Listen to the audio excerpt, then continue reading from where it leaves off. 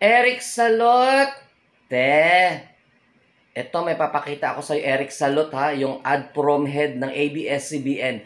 Ano ang mas nakakadiri at walang delikadesa? Ang pagpataw ng 12 days suspension dyan sa It's Showtime o itong mapapanood mo, Eric Salot? Panoorin mo ito. Matagal na po kayo nagko-contest, Tay? Sumasali sa mga contest-contest, mga ganito? Sa amin. Barrio. Announcer po ba kayo, Tay? Ang ganda po ng vibrator ng boses niya. Pwedeng radio announcer. Vibration ng boses. Mga Derek Ramsey, sila Ding Dong Dante, sila Richard Gutierrez, sila Coco Martin, walang ganyan. Wala. Hinahangaan ko lang si Coco Martin. Yun, si Tanggol. Gusto mo si Tanggol? Si Tenggel. Ikaw partner ni Tenggel. Si Tanggol. Ayan, Eric Salot ng ABS-CBN, ang ad prom head. Ano ang mas nakakadiri na napanood mo ang video na pinakita ko?